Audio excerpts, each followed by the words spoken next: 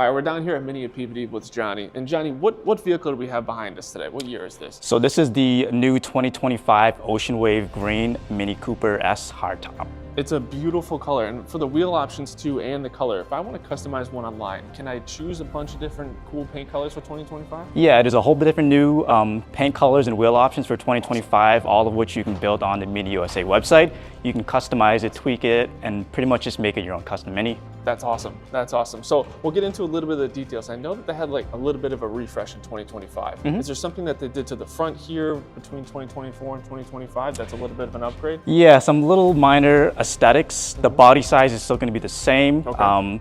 Mainly it's a tech on the inside, but as far as the outside, they made some stuff standard, like they got rid of the hood scoop.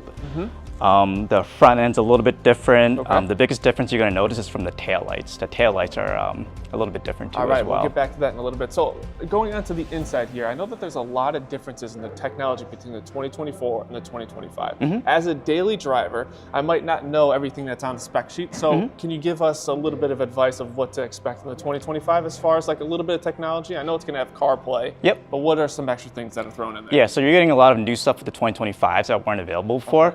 For the people that don't have Apple, Android Auto is now standard on there as well too. Awesome. That's wireless, blind spot detection, lane departure, front parking sensors are standard now. Mini didn't have that before. On the iconic level, you have a front camera too as well in addition to that. That's awesome. I heard that they have a digital key in this, so if I'm away on vacation and someone needs to move my car to the driveway or for street cleaning, I'm able to give them access to the vehicle from a distance? Yeah, so there's a couple different ways you can do that. Mini will give you a key card.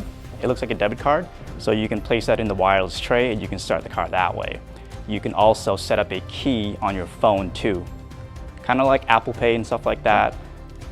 Awesome. So you can pretty much just lend someone your key or your card or set up that key on their phone and they can pretty much start your car and drive it wherever they want to. Perfect. All right, Johnny, taking a look at the inside here, I see where we have a lot of really plush materials going on in here. Yeah. So take me through a little bit about the seats. They look really comfortable here. Yeah, so the seats, Mini's going the whole sustainability route. Okay. So these seats are made out of vest skin, so it's a fully synthetic leather material as opposed to the leatherette that they had before. So it's a lot softer. It's great for long car rides too. Awesome, that's perfect. And I see a screen up here. What is that screen on the dashboard? Yeah, so that's a heads-up display. It was always available on Mini as an option. It's now standard now. That's awesome. And speaking of that front screen or that middle screen, that's totally different from the 2024.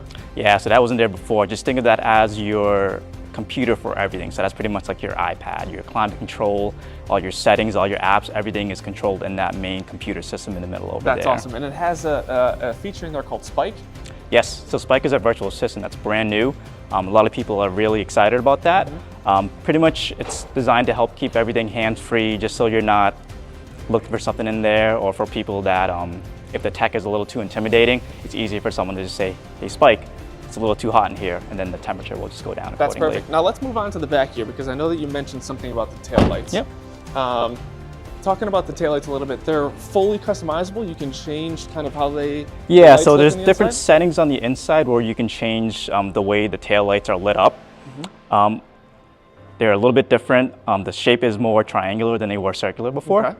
And in the back, you'll notice that there's no tailpipes anymore. Oh yeah. Yeah, they're still there. They're just tucked in. Okay. They're actually facing towards the ground now too, so that way any kind of exhaust pollutants still just get absorbed into the to cement rather than going right into the atmosphere. That's awesome. And I know that this is a two-door, but if I'm going on a vacation with my significant other and I want to put the seats down and fit all my luggage in here, we can do that in this. There's plenty of room, right? Yep, all the seats go flat down. There's actually a good amount of space in here considering how people think how small this car is. Yeah, that's awesome. I mean, I think that you answered all my questions when I'm looking at this 2025, so I appreciate your time and thank you. Yeah, no problem, anytime.